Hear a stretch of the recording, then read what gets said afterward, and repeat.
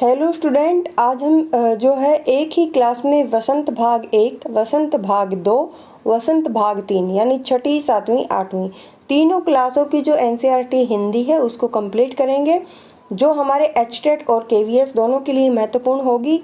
यहाँ पर हम सारांश देखेंगे और प्लस में क्या है, जो हमारी पाठ दे रखे हैं उनके लेखक के नाम आपको याद कर लेने हैं। चलिए फिर शुरू करते हैं आज की क्लास को। आज हम पढ़ेंगे वह चिड़िया जो। ये है वसंत भाग 1 का पहला पाठ और ये एक कविता है केदारनाथ अग्रवाल की। इस कविता में कवि ने अपने मन के भीतर जो कल्पित चिड़िया के माध्यम से मनुष्य के महत्वपूर्ण गुणों को क्या है उजागर किया है। इस कविता में लेखक ने नीले पंखों वाली छोटी सी संतोषी चिड़िया के बारे में बताया है। उस नन्ही सी चिड़िया को प्रकृति की हर वस्तु से क्या है अत्यंत लगाव है। कवि कहते हैं कि नीले रंग की छोटी सी चिड़िया को अन्न से बहुत प्यार है। वह बहुत ही रुचि और संतोष के साथ दूध भरे ज्वार के दाने खाती है। किसके ज्वार के दाने खाती है? उसे अपने वन से क्या है बहुत प्यार है। वह बूढ़े वन में घूम घूम कर अपने मीठे स्वर में क्या है वृक्षों के लिए प्यारे गीत गाती है। उसे एकांत और नदी से बहुत प्यार है। वह अत्यंत साहस के साथ उफनती नदी में से अपनी चोंच में से क्या है पानी की बूंदें भर लाती है। अब जो कविता है हम उसको पढ़ेंगे। वह चिड़िया जो चोंच मारकर दूध भरे जुंडी के दाने रुचि से रस्से खा लेती, वह छोटी संतोषी चिड़िया नीले पंखों वाली मैं हूँ, मुझे अन्न से बहुत प्यार है।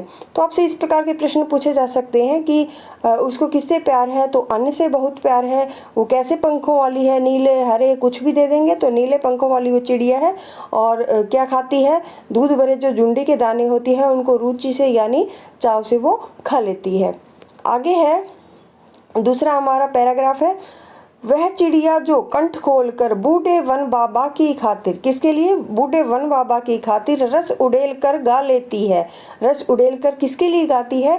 बूढ़े वन बाबा किसके लिए? वन के लिए गाती है। वह छोटी मुंह बोली चिड़िया नीले पंखों वाली मैं हूँ, मुझे विजन से बहुत प्यार है। यहाँ पर एक बार पूछा गया था विजन का जो अर्थ है वो क्या है, तो एकांत क्या होगा, इसका अर्थ होगा हमारा।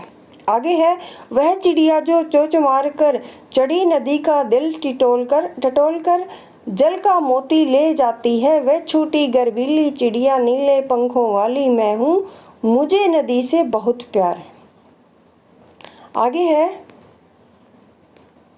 आगे बस इतनी ही थी ये कविता जो मैंने आपको पढ़कर सुना दी है। उसका सारांश आपको समझ में आ गया होगा। अब हम जो दूसरा पाठ है उसको करते हैं। आगे हमारा दूसरा पाठ है बचपन और ये कृष्णा सोबती का एक संस्मरण है। क्या है इसकी विधा? संस्मरण है। और लेखिका कौन है इसकी? कृष्णा सोबती है। इस पाठ में उन्होंने अपने बचपन की जो खट्टी मीठी यादों से पाठकों को परिचित करवाया है। कहानी का सार कुछ इस प्रकार है। लेखिका कहती है कि उम्र के हिसाब से किसी की दादी, नानी, बड़ी बुआ या फिर बड़ी मौसी भी हो सकती हैं, परंतु वैसे उसके परिवार में वह उन्हें क्या है जीजी के नाम से पुकारते थे। किस नाम से? जीजी कहकर पुकारते थे। किसको? लेखिका को। लेखिका अपने पहनावे में आए बदलाव के बारे में क्या है बताते हुए कहती है कि पहले वे रंग बिरंगे जैसे नीला, जामुनी, ग्रे, काला, चॉकलेटी आदि कपड़े पहनती थी। अब वे सफ़ेद रंग के क्या है कपड़े पहनना पसंद करती है। बचपन में जहाँ फ्रॉक, निक्कर, वॉकर, स्कर्ट, लहंगे, गरारे पहनना पसंद था, अब क्या है चूड़ीदार और घेरदार कुर्ते पहनती है। बचपन की कुछ फ्रॉक तो आज भी क्या है उनको याद है। लेखिका को अपने मोजे और क्या है स्टॉकिंग भी याद है। लेखिका को अपने मोजे खुद ही धोने पड़ते थे। उनके घर में बहुत से क्या थे नौकर चाकर थे, लेकिन फिर भी वो क्या करते थे खुद ही धोती थी अपने क्या मोजे। अपने जूतों को वो रविवार के दिन खुद पॉलिश करनी होती थी उनको। लेखिका को नए जूतों के बजाय पुराने जूते पहनना पसंद था, क्योंकि नए जूते से क्या है उनके पैरों में छाले पड़ जाते थे। सेहत को ठीक रखने के लिए वो शनिवार को ओलिव ऑयल यानी कैस्टर ऑयल का क्या है पीना पड़ता था प्रत्येक शनिवार को। किस दिन? शनिवार को। लेखिका आगे बताती है कि उन दिनों रेडियो टेलीविज़न नहीं था, केवल कुछ ही घरों में ग्रामोफोन हुआ करता था। लेखिका के अनुसार अब तो खाने की वस्तुओं में क्या है बदलाव हो गया है। पहले की क्या है कुल्फ़ी आइसक्रीम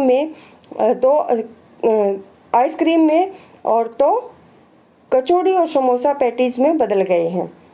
यहाँ तक कि शरबत भी कोक पेप्सी बन गए हैं। लेखिका के घर में के पास ही मॉल था, परंतु हफ्ते में एक ही बार चॉकलेट खरीदने की छूट होती थी।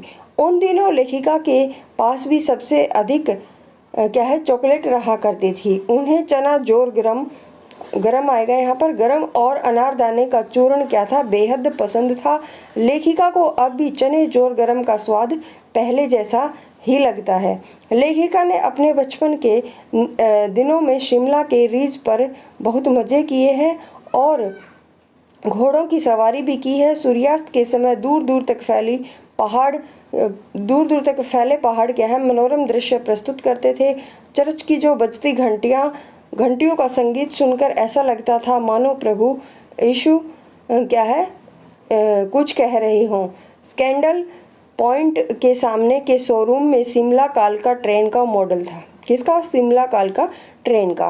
पिछली सदी के हवाई जहाज भी देखने को मिल जाया करते थे। लेखिका को हवाई जहाज के पंख भी किसी भारी भरकम पक्षी के थे। लेखिका को हवाई जहाज के पंख किसी भारी भरकम पक्षी के से लगते थे, जो उन पंखों को फैलाकर उड़ा करते थे। गाड़ी के मॉडल वाली दुकान के पास ही चश्मे की दुकान को लेखिका नहीं भूलती थी, क्योंकि उनका पहला चश्मा उनकी दुकान से बना था और वहाँ के डॉक्टर अंग्रेज थे। शुरू में लेखिका को चश्मा लगाना अटपटा लगता था। डॉक्टर ने उन्हें आश्वासन दिया था कि कुछ दिन के बाद चश्मा उतर जाएगा, परंतु लेखिका कहती है कि आज तक नहीं उतरा है। पहली बार जब उन्होंने चश्मा लगाया था तो उनके भाइयों ने उसको खूब चिढ़ाया था। धीरे धीरे उन्हें उसकी आदत लग गई थी। लेखिका उस टोपे काली फ्रेम के चश्मे और भाइयों द्वारा लंगूर कहकर चिढ़ाए जाने को याद करती है। अब लेखिका को हिमाचली टोपियाँ पहनना पसंद है और उन्होंने कई रंगों की जमा कर रखी है हिमाचली टोपियाँ। तो ये था पाठ हमारा, कौन सा? दूसरा पाठ था बचपन, उसका सार। अब हम अगला पाठ करते हैं। अगला पाठ है हमारा नादान दोस्त, और ये एक कहानी है मुंशी प्रेमचंद की। कहानी दो भाइयों पर आधारित कहानी है। इस कहानी में लेखक ने केशव श्यामा नाम के दो भाई बहन की नादानी का जिक्र किया है और कहानी का सार इस प्रकार है। केशव और श्यामा, देखिए नाम आपको याद होने चाहिए। केशव और श्यामा कौन सी कहानी के पात्र हैं, ये प्रश्न आ सकता है। तो कौन सी है हमारी कहानी? नादान दोस्त के ये पात्र हैं। केशव और श्यामा दोनों भाई बहन हैं। उनके घर के कार्निश के ऊपर चिड़िया ने अंडे दिए थे। दोनों भाई बहन हर रोज चिड़िया को आते जाते देखते थे। दोनों भाई बहन उनको देखने में इतने मगन हो जाते थे कि अपना खाना पीना भी भूल जाते थे। चिड़िया के अंडों को देखकर उनके मन में कई सवाल उठते थे, जैसे बच्चे कब बड़े होंगे, किस रंग के होंगे, बच्चे किस तरह के निकलेंगे। बच्चों के इन प्रश्नों का उत्तर देने के लिए कोई नहीं होता था, क्योंकि उनके माता पिता पढ़ने लिखने में तो उनके पिता पढ़ने लिखने में, तो माँ घर के कामों में ही व्यस्त रहती थी। इसलिए दोनों आपस में ही सवाल करते और जवाब करके अपने दिल को तसल्ली दे लिया करते थे। आगे है, इस तरह 3-4 दिन गुजर गए। कितने दिन गुजर गए? 3-4 दिन गुजर गए और दोनों चिड़िया के बच्चों के लिए परेशान होने लगते थे। उन्हें लगता था कि चिड़िया के बच्चे भूख या प्यास से मर न जाएं। वे चिड़िया के अंडों की सुरक्षा हेतु विभिन्न उपाय करते थे, जैसे खाने के लिए चावल और पीने के लिए पानी। खाने के लिए चावल, और छाया के लिए कूड़े की बाल्टी और अंडों के नीचे कपड़े की मुलायम गद्दी को बनाकर रखना। यह सारा कार्य उन्होंने पिता के दफ्तर जाने और दोपहर में माँ के सोने के बाद किया करते थे। जब उनके पिता दफ्तर चले जाते थे और माँ सो जाती थी, तब ये सारा काम वो किया करते थे। परंतु उनके उपाय निरर्थक हो जाते थे, यानी जिसका कोई अर्थ नहीं रहता था। चिड़िया अपने अंडे स्वयं ही तोड़ देती थी। बच्चों की माँ को जब यह बात पता चलती है तो वे उन्हें बताती है कि चिड़िया के अंडों को छेड़ने पर वे दोबारा उन्हें सेती नहीं है, बल्कि उन्हें तोड़ देती है। ये सुनकर दोनों को बहुत ही पछतावा हुआ, परंतु बहुत देर हो चुकी थी। वे दोनों अंडे की सुरक्षा के लिए अच्छे कार्य ही करते थे, परंतु ज्ञान और अनुभव की कमी के कारण उनकी बर्बादी का कारण बन बैठते हैं। उसके बाद उन्हें क्या है, वह चिड़िया कभी दिखाई नहीं देती। प्रेमचंद ने इसलिए उन दोस्तों को नादान दोस्त कहा है।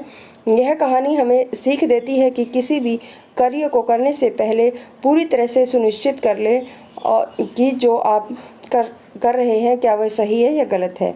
केशव और श्यामा ने चिड़िया के बच्चों के लिए जो भी किया था, यदि वे अपने माता पिता से एक बार पूछ लेते तो शायद उन चिड़िया के बच्चों को क्या है, अपने सामने देख पाते। ये थी कहानी नादान दोस्त। अब हम अगली कहानी का अगला जो पाठ है उसका सार करेंगे। आगे है चांद से थोड़ी गप्पे। ये एक कविता है। क्या है? कविता है और इसके लेखक शमशेर बहादुर सिंह हैं।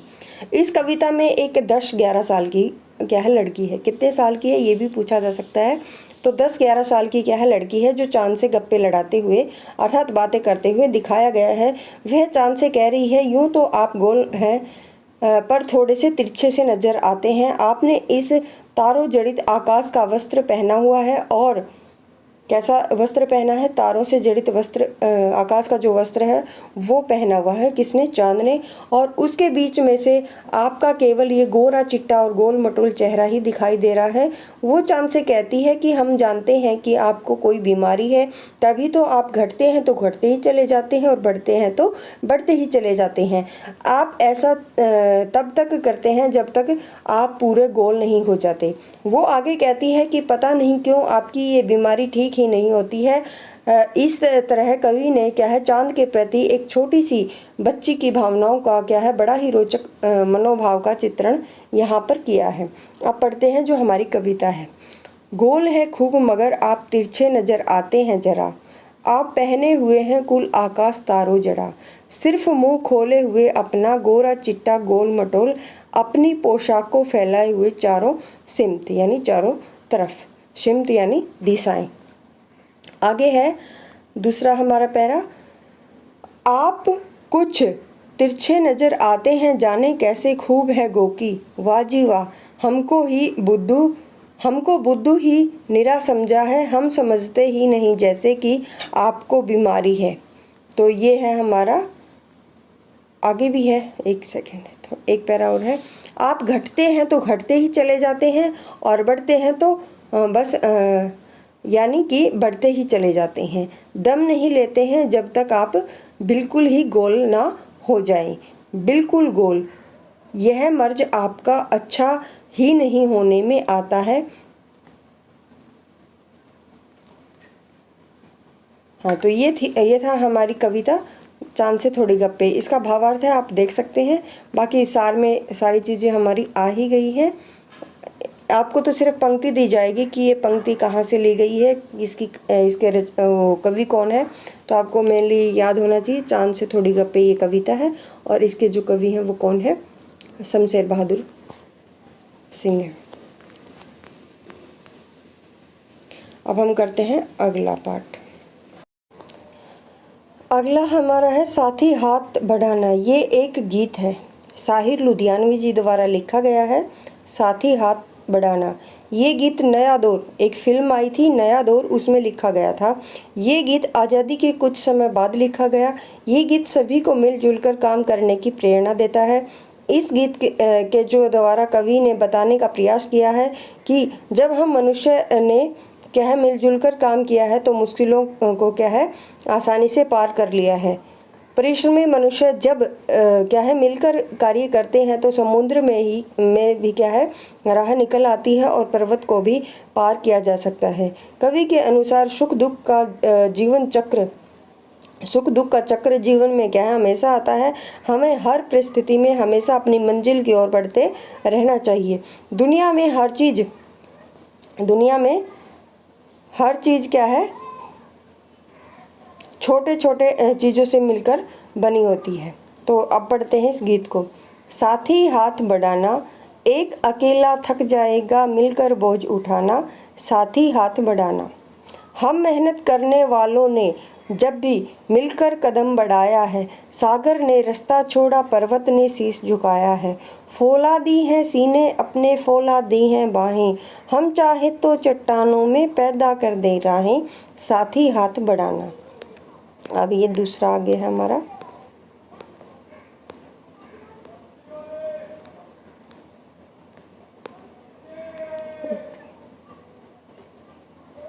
मेहनत अपनी लेख की रेखा, मेहनत से क्या डरना, कल गैरों की खातिर की आज अपनी खातिर करना। अपना दुख भी एक है साथी, अपना सुख भी एक, अपनी मंजिल सच की मंजिल, अपना रास्ता नेक, साथी हाथ बढ़ाना। आगे है, एक से एक मिले तो कतरा बन जाता है दरिया, एक से एक मिले तो जर्रा बन जाता है सहरा जर्रा। एक से एक मिले तो राई बन सकती है पर्वत, एक से एक मिले तो इंसान बस में कर ले किस्मत, साथी हाथ बढ़ाना, साथी हाथ बढ़ाना। तो ये था गीत साथी हाथ बढ़ाना। लेखक इसके कौन है?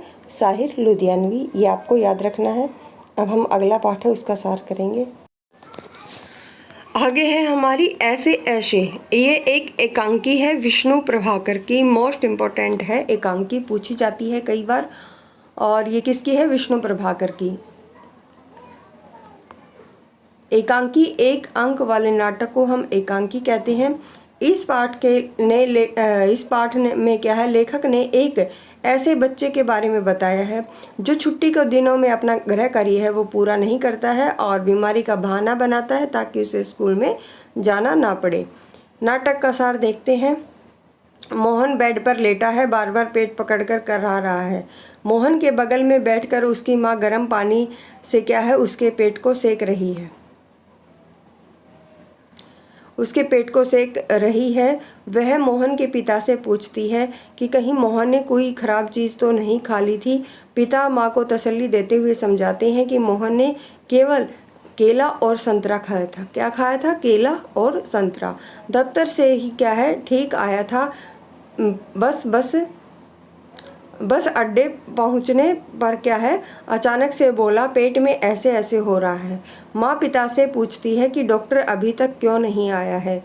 माँ पिता को बताती है कि हींग, चूर्ण, पिपरमेंट सब दे दिया है परंतु इससे क्या है, मोहन को कोई लाभ नहीं हो रहा। देखिए इसका नाम याद रखना है बच्चे का, क्या नाम है? मोहन। तभी फ़ोन आया कि घंटी बजती है और बताते हैं कि डॉक्टर आ रहे हैं। कुछ देर में वैद्य जी आते हैं और मोहन की नाड़ी छूकर बताते हैं कि शरीर में वायु बढ़ने के कारण ऐसा हो रहा है। वैद्य जी कब्ज कहकर कुछ पुड़िया खाने के लिए देते हैं और कहते हैं कि इसे खाने से मोहन क्या है, ठीक हो जाएगा। वैद्य जी के जाने के बाद डॉक्टर साहब भी आ जाते हैं और मोहन की जीभ को देखकर उसे क्या है, बदहजमी की शिकायत बताकर दवाई भेजने की बात करते हैं। डॉक्टर के जाने के बाद मोहन की जो पड़ोसिन है वो आती है। वो मोहन की माँ को नई नई बीमारियों के बारे में बताती है। उसी समय मोहन के मास्टर जी भी आ जाते हैं। मास्टर जी समझ जाते हैं कि मोहन ने गृह कार्य पूरा नहीं किया है और इसलिए वो क्या है, बीमारी का बहाना बना रहा है। मास्टर जी सभी को क्या है, बताते हैं कि मोहन ने छुट्टियों में क्या है, महीने भर मस्ती की है जिसके कारण वह अपना विद्यालय का जो कार्य है वो पूरा नहीं कर पाया है। अतः अब तो बीमारी का बहाना बना रहा है।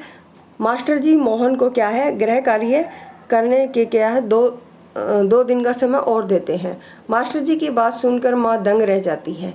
पिताजी के हाथ में दवाई की शीशी थी, वो गिरकर टूट जाती है। सभी लोग हंस पड़ते हैं। ये थी एकांकी ऐसे ऐसे और लेखक इसके विष्णु प्रभाकर हैं। अब हम अगला पाठ है उसका सार देखते हैं। अगला पाठ है हमारा टिकट एल्बम और इसके जो लेखक हैं वो है सुमति अय्यर। ये एक कहानी है। क्या है? कहानी है। इस कहानी में दो मित्रों के टिकट एल्बम से जुड़ी ये कहानी है। अब सार को देखते हैं। राजप्पा और नागराजन, ये देखिए दोनों पात्र कौन सी कहानी के हैं? टिकट एल्बम के पात्र हैं राजप्पा और नागराजन, दो सहपाठी हैं। राजप्पा के साथ डाक टिकट का एक सुंदर एल्बम था। उसके एल्बम की लड़कों में क्या है, खूब तारीफ रही थी। परंतु जब नागराजन के मामा सिंगापुर से क्या है, अपने कहाँ से, सिंगापुर से, कौन, नागराजन के मामा सिंगापुर से उसके लिए एल्बम भेजा था तो राजप्पा के एल्बम को कोई नहीं पूछता था। नागराजन अपना एल्बम सबको दिखाता था परंतु किसी को छूने नहीं देता था। लड़कियों द्वारा एल्बम मांगे जाने पर नागराजन ने उस पर क्या है कवर चढ़ा दिया था। शाम तक देखने के लिए बाद क्या है अपने एल्बम को वापस ले लिया करता था। बड़ी मेहनत से क्या है तैयार किए गए राजप्पा के एल्बम की कोई तारीफ़ नहीं करता था। कई सहपाठी तो उसके एल्बम की तुलना नागराजन के क्या है एल्बम से कर फिसडी बताते थे और राजप्पा ने क्या है नागराजन के एल्बम को कभी देखने की इच्छा प्रकट न की थी। अब राजप्पा मन ही मन कुड़ने लगता था, यानी चिढ़ने लगता था और लड़कों के सामने जाने से शर्म करने लगा था। पहले वह टिकट की क्या है खोज में घूमा करता था, परंतु अब वह बस में क्या है अब वह बस घर में ही क्या है रहने लगा था। उसे नागराजन के एल्बम से चिढ़ होने लगी थी। एक दिन नागराजन की घर की तरफ चल दिया। राजप्पा ने सोच लिया था कि वह अपने फालतू टिकट से नागराजन के अच्छे टिकटों से क्या है बदल लेगा। उसे अपने पर विश्वास था, क्योंकि उसने ऐसा पहले भी कई बार किया है। वह नागराजन के घर पहुंचकर सीधे क्या है ऊपर चला जाता है। थोड़ी देर में नागराजन की जो बहन है वहाँ पर आई और उसने बताया कि नागराजन तो शहर गया है। उसने भी क्या है राजप्पा के सामने नागराजन के एल्बम की क्या है तारीफ़ की। थोड़ी देर बाद क्या है नीचे चली जाती है कौन उसकी बहन, और राजप्पा ने नागराजन के जो एल्बम है उसको चुरा लिया। घर जाकर उस एल्बम को अपनी अलमारी के पीछे छिपा दिया। रात को राजप्पा के घर एक सहपाठी आता है और बताता है कि नागराजन की एल्बम चोरी हो गई है। उस रात राजप्पा को नींद नहीं आती है। सुबह वह सहपाठी पुणे राजप्पा के घर आता है और बताता है कि नागराजन अपने एल्बम की चोरी की शिकायत पुलिस में करने गया है। उसके पिता डीएसपी के दफ्तर में ही काम करते हैं। राजप्पा के पिता दफ्तर में चले गए। वह अपने बिस्तर पर ही क्या है बैठा था और उसके दरवाजे पर दस्तक हुई। राजप्पा को लगा कि जैसे पुलिस उसे पकड़ने के लिए आ गई है और उसने डर के मारे एल्बम को अंगीठी में डाल दिया। कहाँ डाल दिया? अंगीठी में डाल दिया। तभी अम्मा की आवाज़ आई कि उससे मिलने नागराजन आया है। नागराजन ने राजप्पा को बताया कि उसका एल्बम चोरी हो गया है। नागराजन बड़ा ही मायूस था और राजप्पा ने उसे अपना एल्बम देकर कहा कि उसे रख ले। नागराजन को लगा कि राजप्पा शायद मजाक कर रहा है, परंतु राजप्पा के बार बार कहने पर वह एल्बम को ले जाने के लिए तैयार हो गया। परंतु राजप्पा ने कहा कि उसे रात भर देखना चाहता है और सुबह वह उसे लौटा देगा। ये थी कहानी का सार, हमारा टिकट एल्बम। अब अगली कहानी करते हैं। देखिए आगे हमारी जो ये कविता है झांसी की रानी, इसके लिए जो कवित्री हैं वो है सुभद्रा कुमारी चौहान। तो ये तो हमने बचपन से पढ़ रखी है, इसको पढ़ाने की कोई आवश्यकता मुझे नहीं लग रही है। इसको आप एक बार खुद भी पढ़ सकते हैं। वैसे सब ने पढ़ रखी है झांसी वाली रानी। अगर यहाँ से प्रश्न आएगा तो आप निकाल ही लेंगे, इसलिए हम अगला पाठ है उसको करते हैं। अगला हमारा पाठ है जो देखकर भी नहीं देखते।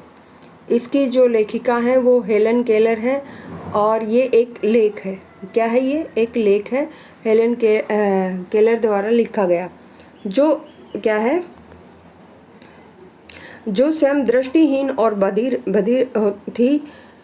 इस पाठ के द्वारा उन्होंने मनुष्यों को अपना जीवन बेहतर बनाने की प्रेरणा दी है। लेखिका की सहेली कुछ दिन क्या है पहले जंगल की सैर करने गई थी।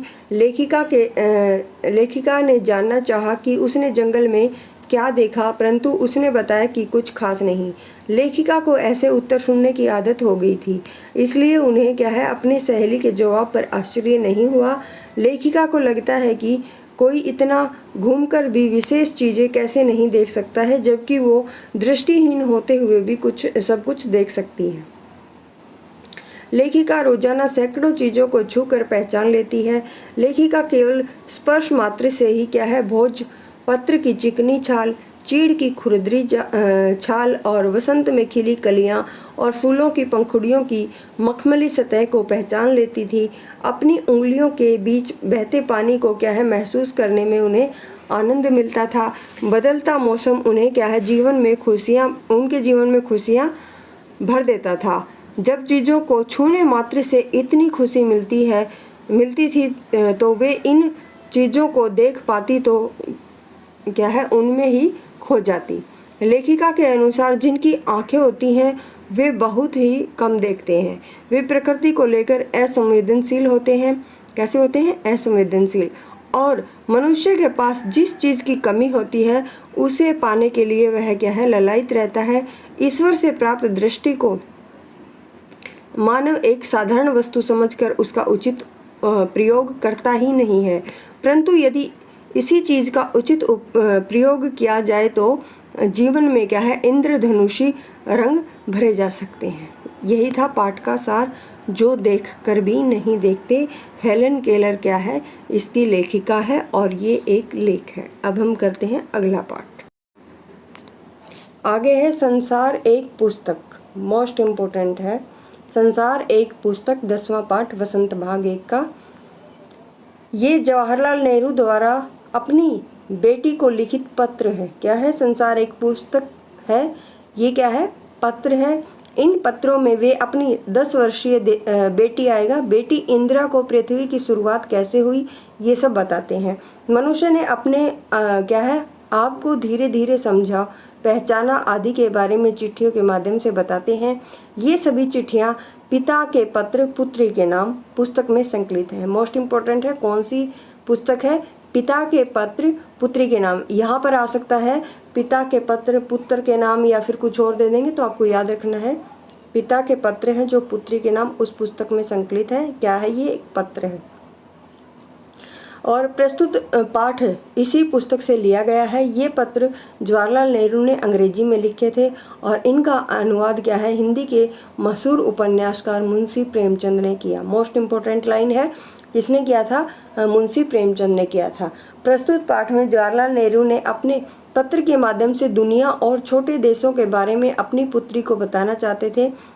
जवाहरलाल नेहरू इलाहाबाद में थे और उनकी जो 10 वर्षीय पुत्री इंदिरा मसूरी में थी। कहाँ थी? मसूरी में। ये भी आ सकता है। तो जवाहरलाल नेहरू कहाँ थे? इलाहाबाद थे। और उनकी पुत्री इंदिरा कहाँ थी? मसूरी में थी। और उस समय में ये पत्र लिखा था। जवाहरलाल नेहरू अपनी बेटी इंदिरा से कहते हैं कि तुमने इंग्लैंड और हिंदुस्तान के विषय में इतिहास में पढ़ा होगा।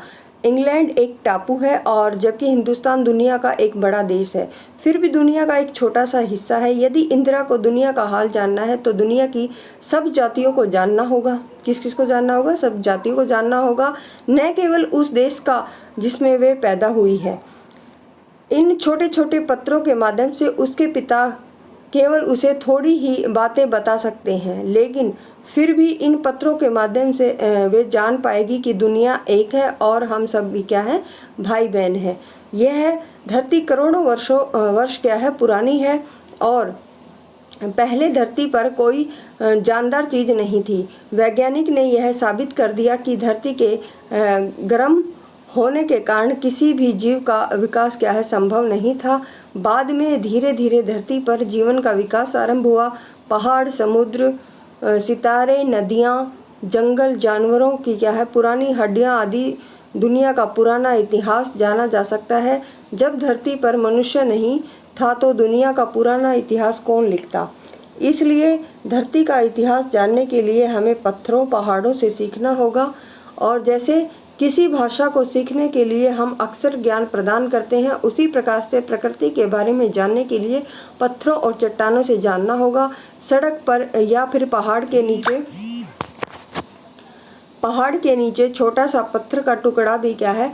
पुस्तक का एक पृष्ठ बन सकता है।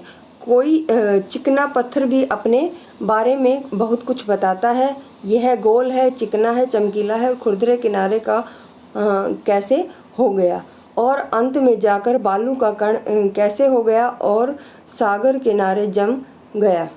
अगर छोटा सा पत्थर इतनी जानकारी दे सकता है तो पहाड़ और अन्य चीज़ से हमें क्या है?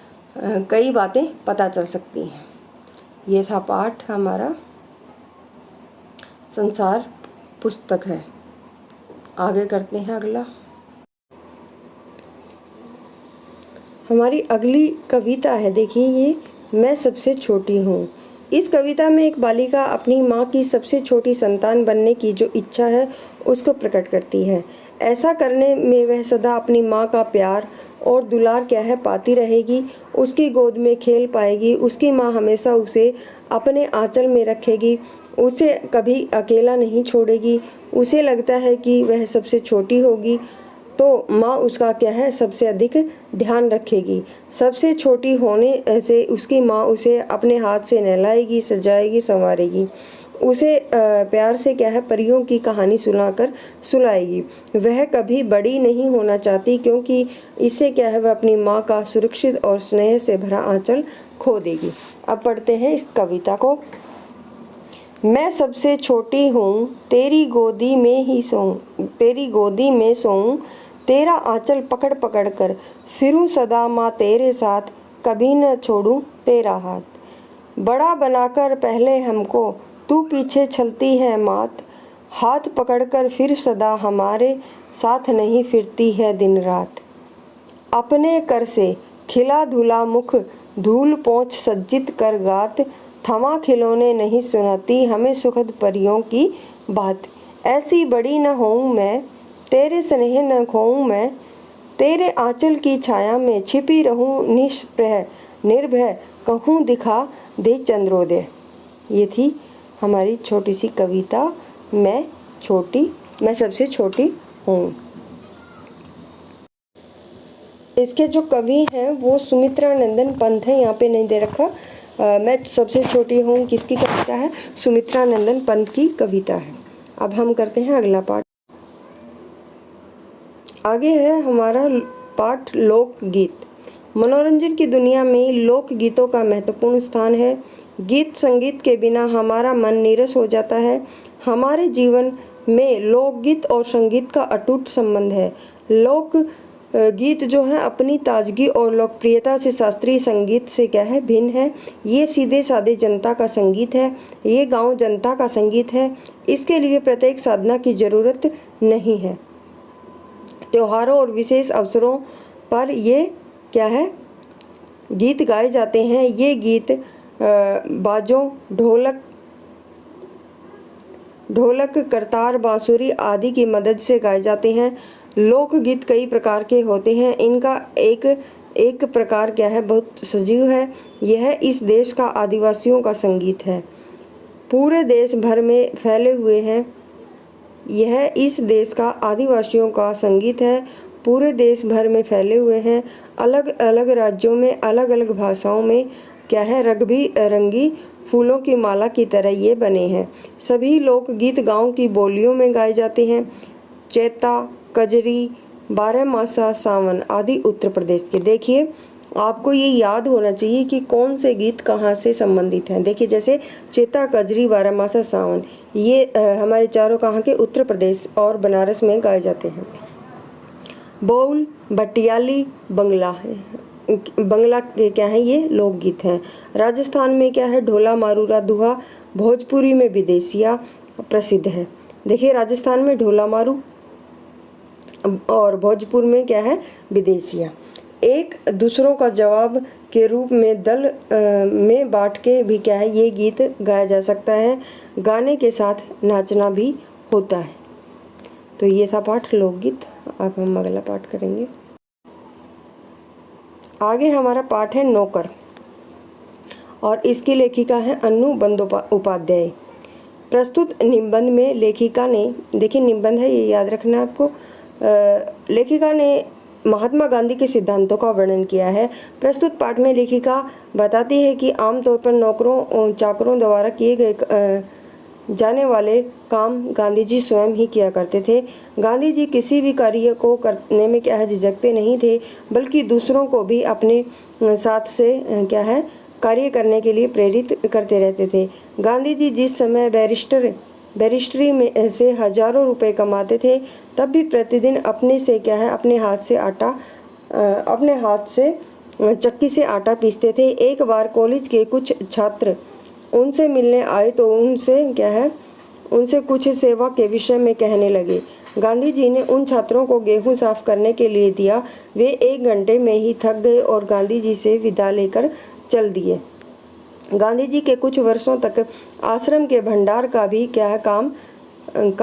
काम भी संभाला। उन्हें गांधी जी ने कुछ वर्षों तक क्या है आश्रम के जो भंडार का कार्य था वो संभाला। उन्हें सब्जी, फल और अनाज के पौष्टिक गुणों का ज्ञान था।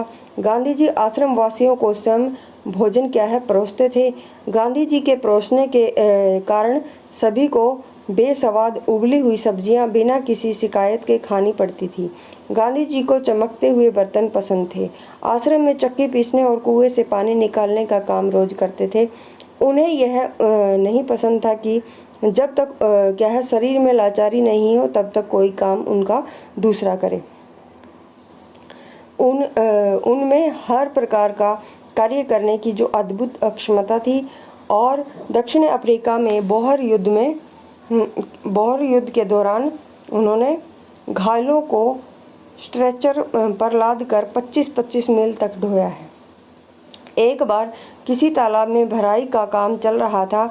जब वे लौट कर आए तो उन्होंने देखा कि गांधी जी उनके नाश्ते के लिए फल आदि तैयार करके खड़े रखे हुए थे।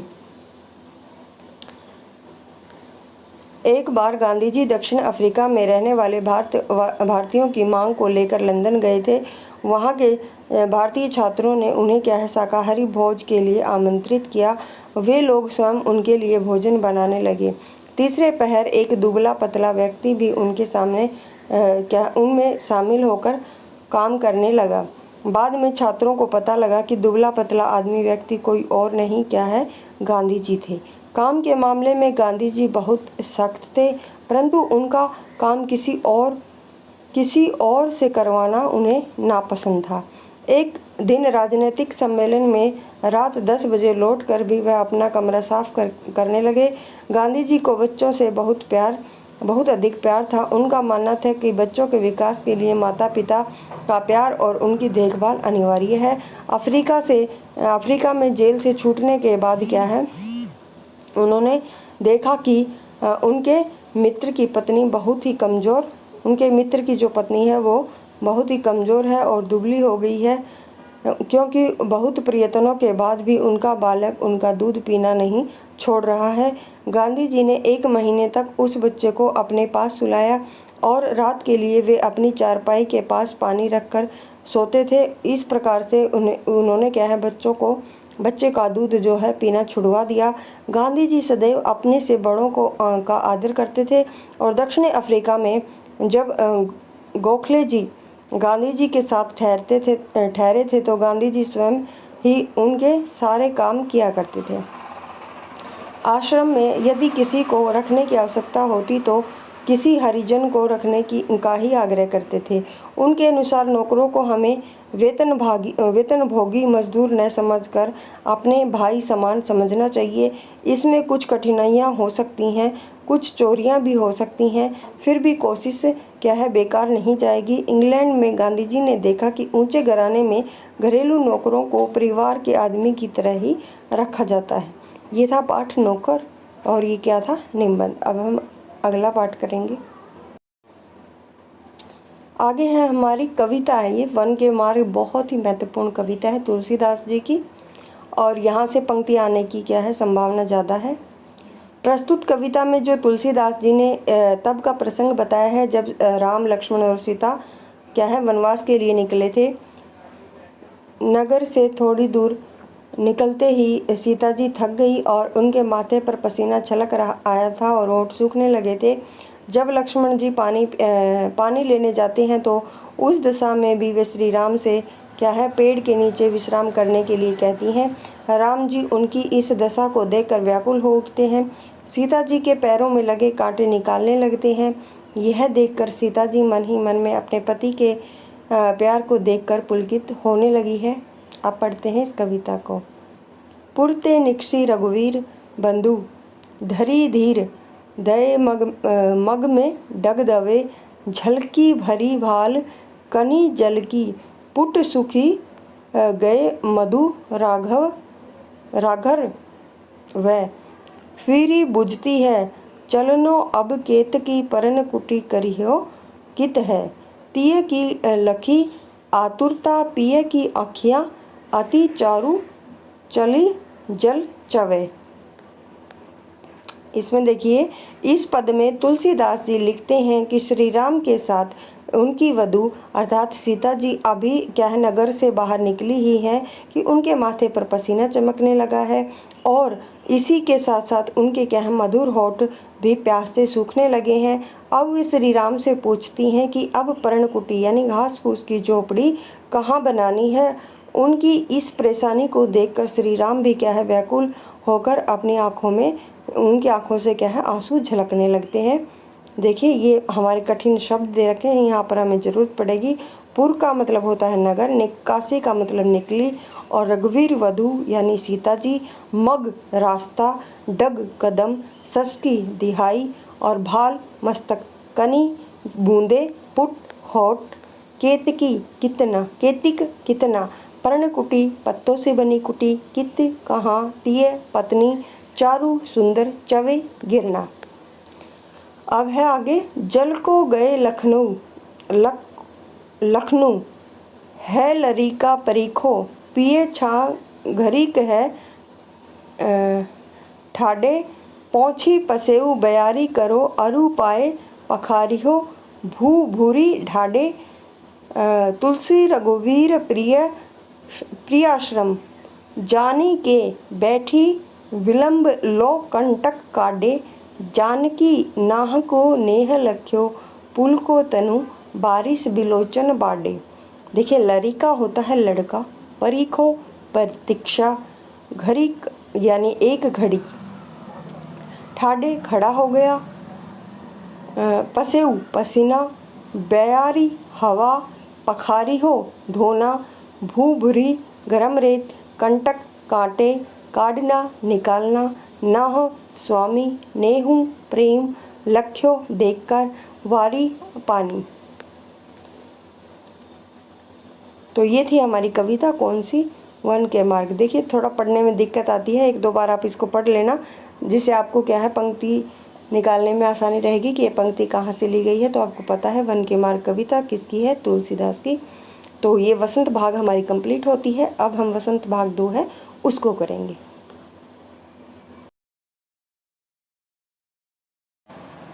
हाँ, तो शुरू होता है हमारा वसंत भाग 2। उसका पहला पाठ है हम पंछी उन्मुक्त गगन के। ये एक कविता है और इसके कवि हैं शिव मंगल सिंह सुमन। मोस्ट इम्पोर्टेंट है, शिव मंगल सिंह सुमन की कविता है हम पंछी उन्मुक्त गगन के। इसमें जो है पक्षियों के माध्यम से स्वतंत्रता का जो जीवन है उसके महत्व को समझाया गया है। कविता में पक्षी कहते हैं कि हम खुले आसमान में घूमने वाले प्राणी हैं, हमें पिंजरे में बंद कर देने पर क्या है हम अपने सुरीले गीत हैं उनको नहीं गा पाएंगे। हमने सोने के पिंजरे में भी क्या है मत रखना, क्योंकि हमारे जो पंख हैं वो पिंजरे से टकराकर टूट जाएंगे और हमारा जीवन बर्बाद हो जाएगा। हम स्वतंत्र होकर नदी झरनों का जल पीते हैं, पिंजरे में हम भला क्या खा पी पाएंगे। हमें गुलामी से सोने के क्या है गुलामी में सोने के कटोरे में मिले मैदा से ज़्यादा क्या होता प्यारा है जो स्वतंत्रता में कड़वी निम्बोरी। निम्बोरी यानी जो नीम के ऊपर फल लगता है वो क्या है अधिक अच्छा लगता है। यानी सोने के कटोरे में अगर मैदा भी दोगे तो वो हमें अच्छी नहीं लगेगी, उसके बजाय अगर स्वतंत्र होकर हम जो कड़वी निम्बोरी है उनको भी खाएंगे तो वो भी हमें क्या है अच्छी लगेगी। आगे कविता में पंछी कहते हैं कि पिंजरे में बंद होकर तो पेड़ों की जो टहनियों पर झूला झूलना अब एकमात्र क्या है सपना ही रह गया है और हम आकाश में उड़कर इसकी हदों तक पहुंचना चाहते हैं। हमें आकाश में ही क्या है जीना और मरना है। अंत में पक्षी कहते हैं कि तुम हमारे घोंसले और आश्रय को जो है चाहे उजाड़ दो, मगर हमसे उड़ने की जो आज़ादी है उसको मत छीनो, यही तो हमारा जीवन है। अब जो कविता है एक बार इसको पढ़ लेते हैं ताकि पंक्ति आए तो आप आसानी से निकाल सको। तो हम पंछी उन्मुक्त गगन के पिंजर बंद ना गा पाएंगे, कनक तीलियों से टकराकर पुलकित पंख टूट जाएंगे। हम बहता जल पीने वाले मर जाएंगे भूखे प्यासे, कहीं भली है कटुक निम्बोरी कनक कटोरी की मैदा से। स्वर्ण श्रृंखला के बंधन में अपनी गति उड़ान सब भूले, बस सपनों में देख रहे हैं तरु की फुनगी पर के झूले। ऐसे थे अरमान की उड़ते नील गगन की सीमा पाने, लाल किरण की चोंच खोल चुगते तारक अनार के दाने। अरमान इच्छा तारक तारे होती सीमाहीन स्थिज से, इन पंखों की होड़ा होड़ी, या तो स्थिज मिलन बन जाता या तंती सांसों की डोरी। नीड न दो चाहे टहनी का, आरशे छिन भिन कर डालो, लेकिन पंख दिए हैं तो आकुल उड़ान में विघ्न न डालो। तो ये थी हमारी कविता हम पंछी उन्मुक्त गगन के शिव मंगल सिंह सुमन की। अब हम दूसरा पाठ करेंगे। हमारा दूसरा पाठ है हिमालय की बेटियां। इम्पोर्टेंट है, ये एक निबंध है नागार्जुन जी का। यहाँ से प्रश्न हर बार बनता है। तो हिमालय की बेटियां इम्पोर्टेंट क्या है? निबंध है किसका? नागार्जुन का। इसमें क्या है, नदियों के प्रति अपनी अपार श्रद्धा को प्रकट किया है। इस पाठ में उन्होंने हिमालय और उससे निकलने वाली नदियों के बारे में बताया है। और लेखक कहते हैं कि हिमालय से बहने वाली गंगा, यमुना, सतलुज। देखिए, पूछा जाएगा कि इसमें कौन सी नदी का है जो जिक्र नहीं हुआ है। तो आपको याद रखना है गंगा, यमुना, सतलुज, इन तीनों नदियों का जो वर्णन है इस पाठ में किया गया है। और नदियाँ दूर से क्या है, शांत और गंभीर, अपने आप में खोई हुई संभ्रांत महिला की भांति दिखाई देती हैं। लेखक के मन में इनके प्रति माँ, दादी, मौसी और माँ रूपी क्या है, श्रद्धा के भाव थे। परंतु जब लेखक ने इन नदियों को हिमालय के कंधे पर चढ़कर देखा तो आश्चर्य होने लगा कि ये नदियाँ मैदानों में उतरकर इनकी इतनी विशाल कैसे हो सकती हैं। लेखक को हिमालय की इन बेटियों की बाल लीलाओं को देखकर आश्चर्य होता है। हिमालय की इन बेटियों का न जाने कौन सा लक्ष्य है। नदियों को क्या बताया है? हिमालय की बेटियां बताया है, और जो इस प्रकार से बेचैन होकर बह रही हैं। नदियां बर्फ़ की पहाड़ियों में, घाटियों में और चोटियों पर क्या है, लीलाएं करती हैं। लेखक को लगता है देवदार, चीड़, सरसों, चिनार आदि के जंगलों में पहुंचकर शायद इन नदियों को अपनी बीती बातें याद आ जाती होंगी। सिंधु और ब्रह्मपुत्र, दो महानदियाँ। देखिए, दो महानदियों का क्या है वर्णन है, सिंधु और ब्रह्मपुत्र। हिमालय से निकलकर समुद्र में मिल जाती है, और हिमालय को ससुर, हिमालय को क्या बताया है, ससुर, और समुद्र को क्या बताया है, दामाद। कहने में लेखक को कोई झिझक नहीं होती। कालिदास के यक्ष ने अपने मेघदूत में कहा है कि बेतवा नदी को प्रेम का विनिमय देते जाना, जिसमें पता चलता है कि कालिदास जैसे महान कवि को भी क्या है, नदियों का सजीव रूप पसंद था। तो कौन से हमारे लेखक का कौन से कवि का वर्णन इस पाठ में हुआ है? तो कालिदास का। ये भी आप याद रखेंगे। काका कालेलकर ने नदियों को लोकमाता कहा। मोस्ट इम्पोर्टेंट क्या कहा है? लोकमाता कहा है। लेकिन लेखक इन्हें माता से पहले बेटियों के रूप में देखते हैं, और कई कवियों ने इसे बहनों के रूप में देखा है। एक दिन लेखक की तबीयत कुछ ढीली थी कि मन भी क्या है, उचट गया था। वे पानी में पैर लटकाकर बैठ गए, और सच में थोड़ी देर उनका मन क्या है, तरोताज़ा हो गया, और वे गुनगुनाने लग गए। तो ये था पाठ हिमालय की बेटियां। यहाँ पर आपको एक तो ये याद रखना है कि कौन कौन सी नदियों का वर्णन है। दूसरा, काका कालेलकर ने नदियों को लोकमाता कहा, ये भी इम्पोर्टेंट है, 2-3 परीक्षा में पूछा जा चुका है। और तीसरा, कालिदास कवि का वर्णन इसमें किया गया है। आगे है हमारा अगला पाठ। आगे है हमारा तीसरा पाठ। ये है कठपुतली, एक कविता है, और इसके जो कवि हैं वो भवानी प्रसाद हैं। कवि ने कठपुतलियों के मन की जो व्यथा है उसको इसे कविता में दर्शाया है। ये सभी धागों में बंधे परेशान हो चुकी हैं, और इन्हें क्या है, दूसरों के इशारों पर नाचने में दुख होता है। इस दुख से बाहर निकलने के लिए एक कठपुतली विद्रोह के क्या है, शुरुआत करती है। वह सब धागे तोड़कर अपने पैर पर खड़ी होना चाहती है, अतः वह आज़ाद होना चाहती है और इच्छा अनुसार जीना चाहती है। उसकी बात सुनकर अन्य सभी कठपुतलियां हैं वो भी उसकी बातों से सहमत हो जाती हैं और स्वतंत्र होने की जो चाह है वो व्यक्त करती हैं। मगर जब पहली कठपुतली पर सभी की स्वतंत्रता की जिम्मेवारी आती है तो वो सोच में पड़ जाती है। फलस्वरूप कठपुतली सोच समझकर कदम उठाना चाहती है। अब जो कविता है उसको पढ़ते हैं। कठपुतली गुस्से से उबली, बोली ये धागे क्यों है मेरे पीछे आगे, इन्हें तोड़ दो मुझे मेरे पाँव पर छोड़ दो। सुनकर बोली और कठपुतलियाँ कि हाँ, जब दिन हुए हमें अपने मन के छंद छुए। बहुत दिन हुए हमें अपने मन के छंद छुए। मगर पहली कठपुतली सोचने लगी, यह कैसी इच्छा मेरे मन में जगी। तो ये छोटी सी कविता थी हमारी कौन सी, कठपुतली। और भवानी प्रसाद मिश्र, आपको इसका नाम याद रखना है। अब अगला पाठ करते हैं। आगे हमारा बहुत ही अच्छा पाठ है, मिठाई वाला। ये एक कहानी है। क्या है? ये एक कहानी है और भगवती प्रसाद वाजपेयी क्या है? भगवती प्रसाद वाजपेयी इसके लेखक हैं और ये एक कहानी है मिठाई वाला। बहुत ही अच्छी कहानी है। चलिए पढ़ते हैं कहानी। यह कहानी एक ऐसे व्यक्ति की है जो अपने बच्चों के लिए बच्चे किसी कारणवश खो देता है और उन्हीं बच्चों का प्यार वह अन्य बच्चों की खुशी में तलाशता है। कहानी का सार कुछ इस प्रकार है।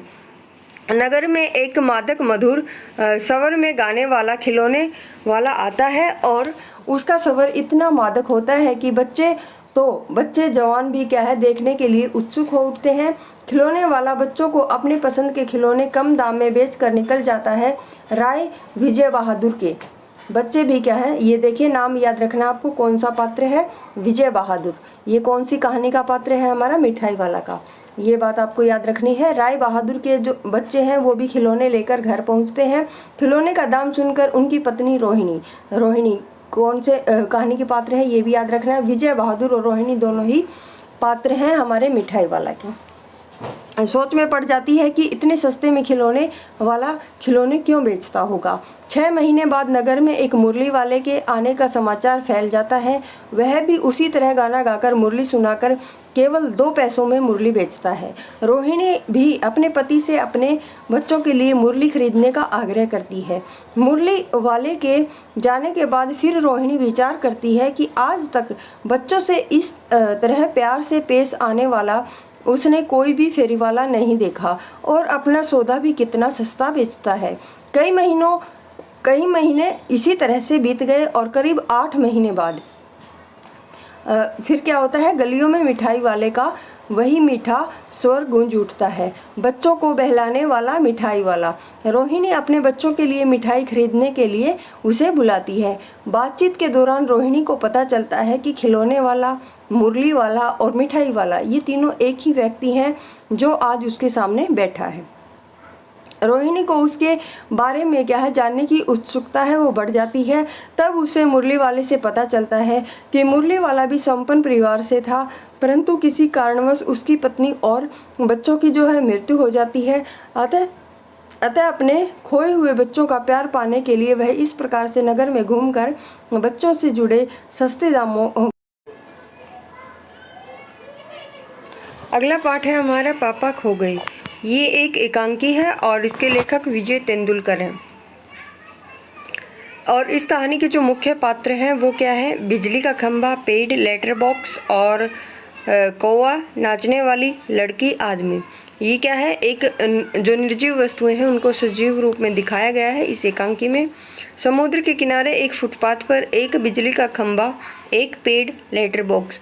वहीं दीवार पर एक सिनेमा का एक सिनेमा का एक पोस्टर लगा है जिसमें एक नृत्य की भंगिमा में एक औरत की आकृति है। पेड़ सबसे पहले क्या है? पहले से उस स्थान पर है, यानी सबसे पहले कौन है? पेड़ है। उसके बाद खंबा, लेटर बॉक्स और पोस्टर लगाए गए हैं। कहानी का सार इस प्रकार है। यह एकांकी एक क्या है? रात की एक घटना का वर्णन है। रात में हवा तेज थी जिसमें क्या है? पोस्टर पर बनी महिला का जो संतुलन आएगा यहाँ पर बिगड़ जाता है। घुंघरू बज उठते हैं। रात के अंधेरे में पेड़ और खंबा आपस में बातें कर रहे हैं। लेटर बॉक्स समय बीतने पर क्या है?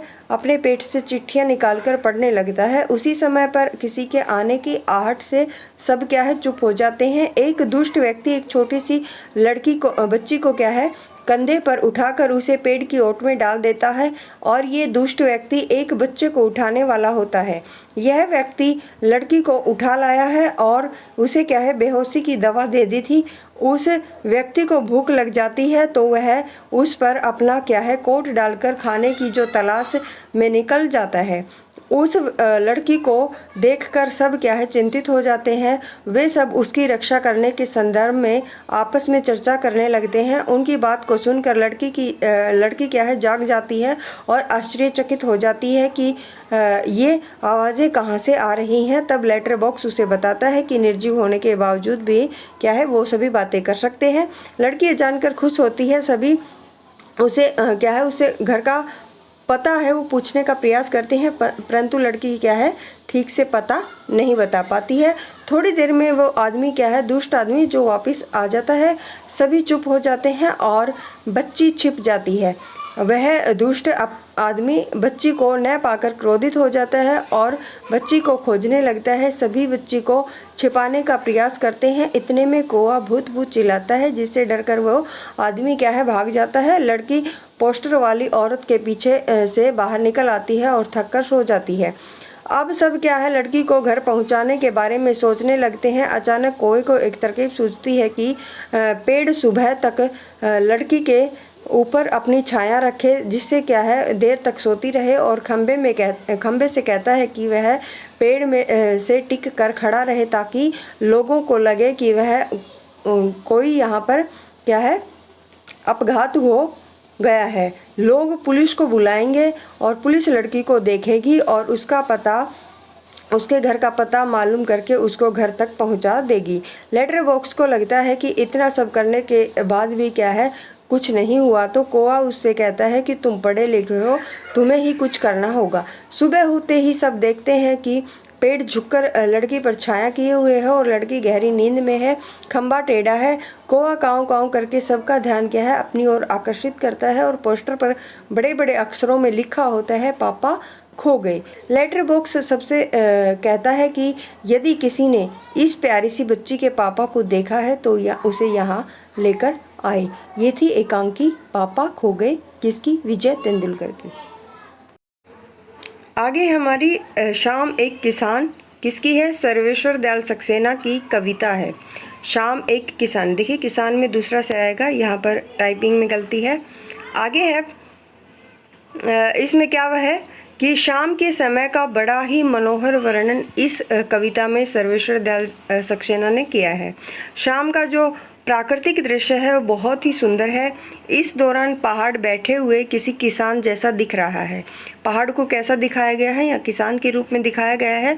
और आकाश उसके माथे पर बंधे हुए साफे यानी पगड़ी की तरह दिख रहा है। पहाड़ के नीचे बह रही जो नदी है वो किसान के पैरों पर बड़ी सी चादर जैसी दिख रही है। पलाश के पेड़ों पर खिले जो लाल फूल हैं वो किसी अंगीठी में रखे अंगारों की तरह दिख रही हैं। फिर पूर्व दिशा में गहराता अंधेरा और भेड़ों के झुंड जैसा लगता है। अचानक मोर के बोलने से सब बदल जाता है, शाम ढल जाती है। अब पढ़ते हैं इस अच्छी सी कविता को। आकाश का साफा बांधकर सूरज की चिलम खींचता बैठा है पहाड़। घुटनों पर पड़ी है नहीं नदी आएगा नदी चादर सी और पास ही दहक रही है पलाश के जंगल की अंगीठी। अंधकार दूर पूर्व में सिमटा बैठा है भेड़ों के गले सा। अचानक बोला मोर, जैसे किसी ने आवाज़ दी, सुनते हो चिलम औंधी, धुआं उठा, सूरज डूबा, अंधेरा छा गया। ये छोटी सी प्यारी सी कविता थी सर्वेश्वर दयाल सक्सेना की। यहाँ से अगर पंक्ति आएगी तो भी आपको निकालना है और दूसरा कवि का नाम पूछा जाएगा तो सर्वेश्वर दयाल सक्सेना शाम एक किसान से ली गई पंक्तियाँ होंगी। आगे है हमारे रहीम के दोहे। तो इसके सारांश के बजाय हम भावार्थ को ही देखते हैं। कहे रहीम संपत्ति सगे बनत बहुत बहुरीति, विपत्ति कसोटी जे कसे सोई सांचे मीत। उपर्युक्त दोहे में कवि रहीम कहते हैं कि हमारे सगे संबंधी तो किसी संपत्ति की तरह होते हैं जो बहुत सारे रीति रिवाजों के बाद बनते हैं, परंतु जो व्यक्ति मुसीबत में क्या है आपकी सहायता करता है, आपके काम आए, तो वही क्या है सच्चा मित्र होता है। जाल परे जल जात बही तजी मीनन को मोह, रहीमन मछली नीर को तऊ न छाड़ती छो। उपर्युक्त दोहे में क्या है रहीम दास ने सच्चे मित्र के बारे में बताया है। उपर्युक्त दोहे में रहीम दास ने सच्चे प्रेम के बारे में बताया है।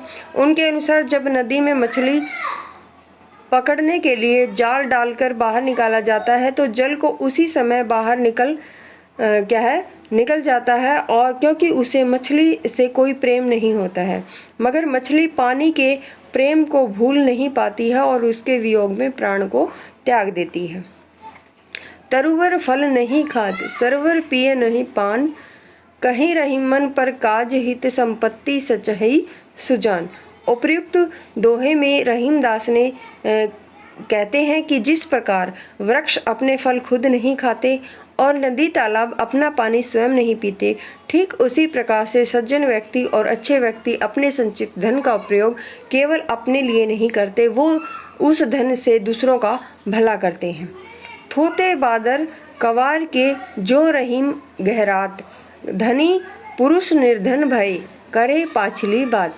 उपर्युक्त दोहे में रहीम दास जी कहते हैं कि जिस प्रकार से बारिश और सर्दी के बीच के समय में बादल केवल गरजते हैं, बरसते नहीं, उसी प्रकार से कंगाल होने के बाद अमीर व्यक्ति अपने पिछले समय की बड़ी बड़ी बातें करते हैं जिनका कोई मूल्य नहीं होता। धरती की सी रीत है शीत घामों में, जैसी परे सो सही रहे त्यों रहीम यह दे। उपर्युक्त दोहे में कवि रहीम ने मनुष्य के शरीर की सहनशीलता के बारे में बताया है। वो कहते हैं कि मनुष्य के शरीर की जो सहन शक्ति है वो बिल्कुल ही इस धरती के समान है। जिस तरह धरती सर्दी गर्मी बरसात आदि सभी मौसम झेल लेती है, ठीक उसी प्रकार उसी तरह हमारा शरीर भी जीवन के सुख दुख रूपी मौसम को सहन कर लेता है। तो ये थे रहीम के दोहे। पाठ नंबर 8 हमारा कंप्लीट।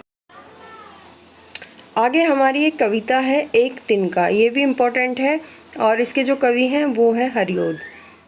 इस कविता के अनुसार एक दिन वो बड़े घमंड के साथ अपने घर की मुंडेर पर खड़े होते हैं, तभी उनकी आंख में एक तिनका गिर जाता है। उन्हें बहुत ही तकलीफ़ होती है। जैसे जैसे तिनका उनकी आंख से निकल जाता है, तिनके के निकलने के साथ ही कवि के मन में जो घमंड था वो भी निकल जाता है और उन्हें सरल जीवन जीने का महत्व समझ में आता है। अब पढ़ते हैं कविता। मैं घमंडों में भरा ऐठा हुआ, एक दिन जब था मुंडेर पर खड़ा आ अचानक दूर से उड़ता हुआ एक तिनका आँख में मेरी पड़ा। मैं झिझक उठा हुआ बेचैन सा, लाल होकर आँख भी दुखने लगी। मूठ देने लोग कपड़े की लगे, ऐठ बेचारी दबे पाँव भगी। जब किसी डब से निकल तिनका गया, तब समझ ने यूँ मुझे ताने दिए, ऐठता तू किस लिए इतना रहा, एक तिनका है बहू तेरे लिए। बस ये इतनी ही कविता थी। एक तिनका याद रखना है, लेखक हरिओद। तो पंक्ति देकर आपसे पूछ लिया जाएगा ये पंक्ति किसकी है, या तो लेखक का नाम दे दिया, ये कवि का नाम दे दिया जाएगा, या फिर कविता का। दोनों ही आपको याद रखने हैं, एक तिनका या फिर कवि का नाम हरिओद। आगे है खान पान की बदलती तस्वीर और लेखक इसके प्रयाग शुक्ल है। ये एक निबंध है। निबंध का सार कुछ इस प्रकार है। पिछले 10-15 वर्षों में हमारी खान पान की संस्कृति में बड़ा बदलाव। इडली डोसा सांभर रसम न केवल दक्षिण भारत तक सीमित न होकर पूरे देश में प्रसिद्ध हो गया है। इसके साथ ही ढाबा संस्कृति भी लगभग पूरे देश में फैल चुकी है। आपको कहीं भी रोटी दाल साग प्राप्त हो जाएगा। फास्ट फूड में बर्गर नूडल्स सभी के नाम आज आम हो चुके हैं। 2 मिनट्स नूडल्स, नमकीन में कई प्रकार घर घर में क्या है जगह बनाते जा रहे हैं। गुजराती ढोकला और गाठिया अब क्या है देश के कई हिस्सों में स्वाद लेकर खाया जाता है। बंगाली मिठाइयाँ पहले की तुलना में कई शहरों में उपलब्ध हैं। स्थानीय व्यंजनों के साथ ही अन्य प्रदेशों के जो व्यंजक हैं वो पकवान भी हर क्षेत्र में मिलने लगे हैं और मध्यम वर्गीय जीवन में भोजन विविधता में अपनी क्या है जगह बना ली है। ब्रेड जो क्या है अंग्रेजों के राज में केवल साहब लोगों तक ही सीमित थी, अब कस्बों तक नाश्ते के रूप में क्या है लाखों भारतीयों के घरों में आपको देखने के लिए आसानी से मिल जाएगी। खान पान की बदलती संस्कृति से नई पीढ़ी ज़्यादा प्रभावित हो रही है। स्थानीय जो व्यंजन है अब घटकर कुछ चीज़ों तक ही सीमित होकर रह गए हैं। बम्बई की पाव भाजी हो या फिर दिल्ली के छोले कुलचे की दुनिया अब सीमित हो गई है। मथुरा के पेड़ों नमकीन की मांग कम होती जा रही है। गृहिणियाँ भी क्या है उन व्यंजनों में रुचि लेती हैं जो कम समय में तैयार हो जाए। शहरी जीवन की भागम भाग और महंगाई ने लोगों को कई चीज़ों से क्या है वंचित कर दिया है। खान पान की मिश्रित संस्कृति का सकारात्मक पक्ष यह है कि महिलाएं जल्दी तैयार हो जाने वाले व्यंजन बनाना पसंद करती हैं। स्वतंत्रता के बाद उद्योग धंधे नौकरियां तबादलों का विस्तार हुआ है, जिसके कारण एक जगह का खान पान दूसरी जगह पहुंचा है। खान पान की जो मिश्रित संस्कृति ने राष्ट्रीय एकता के बीज भी क्या है विकसित किए हैं। इसके साथ ही क्या है क्षेत्र की जो बोली वाणी भाषा भूषा आदि को भी स्थान दिया जाना चाहिए। आज हम आधुनिकता के चले कई स्थानीय व्यंजनों को छोड़ चुके हैं। पश्चिमी की नकल में कई ऐसी चीज़ों को हम अपना रहे हैं जो हमारे अनुकूल है ही नहीं। खान पान की मिश्रित संस्कृति हमें कुछ चीज़ें चुनने का अवसर देती है जिसका लाभ हम उठा पा रहे हैं। अतः हमें विकसित संस्कृति को हमेशा जांचते परखते रहना चाहिए। ये था पाठ हमारा खान पान की बदलती तस्वीर। आगे है नीलकंठ। रेखा चित्र है, इम्पोर्टेंट है महादेवी वर्मा का। क्या है रेखा चित्र है नीलकंठ। इस रेखा चित्र में उन्हें पाले गए मोर जिसे क्या है उन्होंने नीलकंठ नाम दिया है। नीलकंठ किसका नाम है? मोर का। उसका वर्णन किया गया है और इस रेखा चित्र में उन्होंने नीलकंठ के स्वभाव व्यवहार और चेष्टाओं का विस्तार से वर्णन किया है। कहानी का सार देखते हैं। एक बार लेखिका अतिथि को क्या है स्टेशन पहुंचाकर लौटते समय बड़े मियाँ चिड़िया वाले के यहाँ मोर मोरनी के 2 बच्चे उठा लाई।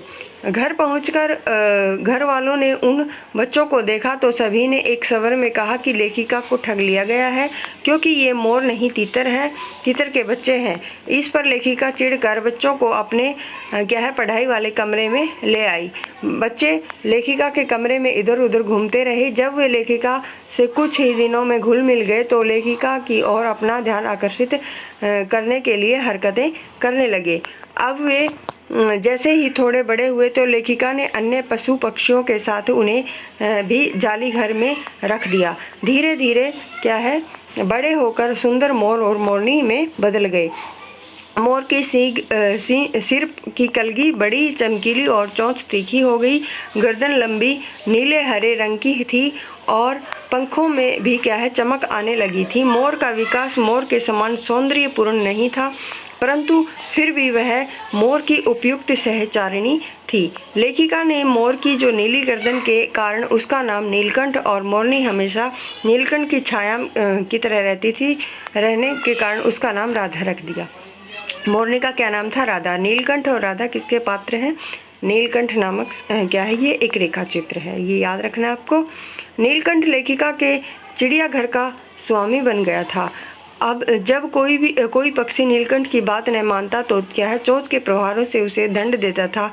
एक बार एक सांप ने खरगोश के बच्चे को क्या है अपने मुंह में दबा लिया था और नीलकंठ ने अपनी चोंच के प्रहार से उस सांप के न केवल टुकड़े कर दिए बल्कि पूरी रात भर क्या है नन्हे खरगोश के बच्चे को पंख में दबाए गर्मी देता रहा। बसंत पर मेघों की सांवली छाया छाने पर नीलकंठ अपने इंद्रधनुषी पंखों को फैलाकर एक सहजात तय लय और ताल में नाचता रहता था। लेखिका को उसका यूं नृत्य करना बहुत ही अच्छा लगता था। अनेक विदेशी महिलाओं ने क्या है उसकी मुद्राओं को अपने प्रति समान समझकर उसे परफेक्ट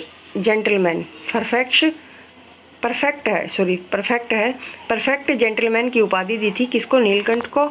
और नीलकंठ और राधा को वर्षा बहुत अच्छी लगती थी। उन्हें बादलों के आने से पहले ही उसकी सूचना मिल जाती और फिर बादलों की गड़गड़ाहट, वर्षा की रिमझिम और बिजली की चमक के साथ ही उसके नृत्य का वेग भी बढ़ता जाता था। एक दिन लेखिका किसी कार्यवश बड़े मियाँ की दुकान से गुजर रही थी तो एक मोरनी जिसके पंजे टूटे थे तो 7 रुपये देकर खरीद लाई। मरहम पट्टी के बाद 1 ही महीने में वह ठीक हो गई और डगमगाती हुई चलने लगी। इसी डगमगाने के कारण लेखिका ने उसका नाम कुब्जा रख दिया। उसे भी जाली घर पहुंचा दिया गया। कुब्जा नाम के अनुरूप ही उसका स्वभाव भी सिद्ध हुआ। नीलकंठ और राधा को साथ रहने ही नहीं देती थी। उसने अपने चोंच के प्रहार से राधा की जो कलगी और पंख क्या है तोड़ दिए थे। नीलकंठ उससे दूर भागता था पर वह नीलकंठ के साथ रहना चाहती थी। यहाँ तक कि कुब्जा ने राधा के 2 अंडे भी तोड़ दिए थे। इस कारण राधा और नीलकंठ की प्रसन्नता का अंत हो गया था। लेखिका को लगा कुछ दिनों में सब कुछ ठीक हो जाएगा, परंतु ऐसा नहीं हुआ। 3-4 महीने के बाद एक सुबह लेखिका ने क्या है नीलकंठ को मरा हुआ पाया। न उसे कोई बीमारी हुई और न ही उसके शरीर पर कोई चोट का निशान था। लेखिका ने अपनी साल से लपेट कर संगम में प्रवाहित कर दिया। नीलकंठ के न रहने पर राधा कई दिनों तक कोने में बैठी नीलकंठ का इंतजार करती रही। इसके विपरीत कुब्जा ने क्या है उसके न रहने पर उसकी खोज आरंभ कर दी थी। एक दिन लेखिका की अल्सेशियन कुतिया का क्या नाम था, कजली कुब्जा के सामने पड़ गई और आदत अनुसार उसने अपने चोंच से कजली पर प्रहार किया। इस पर कजली ने भी क्या है उसकी गर्दन पर अपने दांत लगा दिए। कुब्जा का इलाज करवाया गया परंतु वह ठीक न हो पाई और उसकी क्या है मृत्यु हो गई। राधा अभी नीलकंठ का इंतजार कर रही थी। बादलों को देखते ही अपनी क्या है केका ध्वनि से उसे बुलाती है। तो ये था नीलकंठ रेखा चित्र। अब हम पढ़ते हैं अगली कविता भोर और बरखा। किसकी है? मीराबाई की कविता भोर और बरखा। जागो बंसरी वारे ललना, जागो मेरे प्यारे, रजनी बीती भोर भयो है, घर घर खुले किवारे। गोपी दही मथत सुनियत है कंगना के झनकारे, उठो लाल जी भोर भयो, सुर नर ठाडे द्वारे। ग्वाल बाल सब करत कुलाहल, जय जय शब्द उचारे। माखन रोटी हाथ में लेनी, गौन के रखवारे। मीरा के प्रभु गिरधर नागर, शरण आए को तारे। इसमें मीराबाई के इस पद में यशोदा माँ द्वारा कान्हा जी को सुबह जगाने का जो दृश्य है उसका वर्णन किया गया है। यशोदा माता कान्हा जी से कहती है कि उठो कान्हा, रात क्या है ख़त्म हो गई है, सभी लोगों के घरों के दरवाजे खुल गए हैं। जरा देखो सभी गोपियाँ क्या है दही को मथ कर तुम्हारे मनपसंद मक्खन निकाल रही हैं। हमारे दरवाजे पर देवता और सभी मनुष्य तुम्हारे दर्शन के लिए इंतजार कर रहे हैं। तुम्हारे सभी गवाल जो मित्र हैं वो माखन रोटी के लिए द्वार पर खड़े हैं, तुम्हारी जय जयकार कर रहे हैं। वो सब गाय चराने के लिए तुम्हारा इंतजार कर रहे हैं, इसलिए उठ जाओ। अगला है बरसे बदरिया सावन की मन भावन की, सावन में उमंग्यो मेरो मनवा, भनक सुनी हरि आवन की। उमड़ घुमड़ चहु दिशी से आया, दामिन दम के झर लावन की। नन्ही नन्ही बूंदन मेहा बरसे, शीतल पवन सुहावन की। मीरा के प्रभु गिरधर नागर, आनंद मंगल गावन की। अपने दूसरे पद में मीराबाई सावन का बड़ा ही मनमोहक चित्रण करती है। पद में उन्होंने बताया है कि सावन के महीने में मनमोहक बरसात हो रही है। उमड़ घुमड़ कर क्या है, बादल आसमान में चारों ओर फैल गए हैं। आसमान में बिजली भी क्या है, कड़क रही है। आसमान से बरसात की नन्ही नन्ही बूंदें गिर रही हैं। ठंडी हवाएं बह रही हैं जो मीराबाई को ऐसा महसूस करवाती हैं कि मानो श्री कृष्ण खुद चलकर उनके पास आ रहे हैं। तो ये दो ही पद थे हमारे मीराबाई के, भौर और बरखा, याद रखना। अगला पाठ है हमारा वीर कुंवर सिंह। प्रस्तुत पाठ में सन 1857 के स्वतंत्रता संग्राम के योद्धा कुंवर सिंह की वीरता और साहस का वर्णन किया गया है। अंग्रेजों के विरुद्ध विद्रोह करने पर 8 अप्रैल सन 1857 को मंगल पांडे को जो फांसी की सजा दे दी गई थी, 10 मई 1857 को मेरठ में भारतीय सैनिकों ने अंग्रेजों के खिलाफ आंदोलन किया और 11 मई को उन्होंने दिल्ली पर कब्जा करके बहादुर शाह जफर को भारत का शासक बना दिया था। सन 1857 में ब्रिटिश सरकार की जड़ें हिलाने वाले स्वतंत्रता संग्राम के प्रमुख सेनानी थे मंगल पांडे, नाना साहिब, तात्या टोपे, अजीम उल्ला खान और रानी लक्ष्मीबाई बेगम, हजरत महल, कुंवर सिंह, मौलवी अहमद अब्दुल्ला, बहादुर खान, राव तुलाराम। इस आंदोलन में कुंवर सिंह जैसे वयोवृद्ध व्यक्ति ने भी क्या है, ब्रिटिश शासन के खिलाफ बहादुरी के साथ युद्ध किया था। वीर कुंवर सिंह का जन्म 1782 में बिहार के शाहाबाद जिले में जगदीशपुर रियासत में हुआ था। उनके माता पिता पंचरतन कुंवर और साहबजादा सिंह थे। कुंवर सिंह अपने पिता की तरह ही वीर, स्वाभिमानी और उदार थे। पिता की मृत्यु के बाद 1827 में उन्होंने अपने जो जगदीशपुर रियासत की कमान संभाली। कहाँ की? बिहार के जगदीशपुर की रियासत संभाली थी कुंवर सिंह ने, याद रखना। इस दौरान उन्होंने अंग्रेजों से डटकर लोहा लिया। 25 जुलाई सन 1857 को दानापुर की सैनिक टुकड़ी ने विद्रोह कर दिया और सोन नदी पार करके आरा की ओर चल पड़े। कुंवर सिंह ने आरा पर विजय प्राप्त कर ली। उस समय आरा क्रांति का मुख्य केंद्र बन गया था। जमींदारों का अंग्रेजों के क्या है साथ सहयोग और आधुनिक शस्त्रों की कमी के कारण अंग्रेजों ने जगदीशपुर पर क्या है कब्जा कर लिया था। कुंवर सिंह ने इस बार क्या है हार न मानते हुए तुरंत भावी संग्राम की योजना में लग गए। उन्होंने सासाराम से मिर्जापुर और रीवा, कालपी, कानपुर, लखनऊ, आजमगढ़ में क्या है क्रांति की आग को जलाए रखा। लगातार अंग्रेजों से युद्ध करके 22 मार्च 1858 को आजमगढ़ पर कब्जा कर लिया। अंग्रेजों ने उन पर दोबारा हमला किया, परंतु दूसरी बार भी क्या है उन्हें हराकर कुंवर सिंह ने 23 अप्रैल 1858 को स्वतंत्रता का विजय झंडा लहराकर जगदीशपुर क्या है चले गए। विजय का झंडा लहराकर जगदीशपुर चले गए, लेकिन इसके 3 दिन बाद ही वीर कुंवर सिंह का निधन हो गया।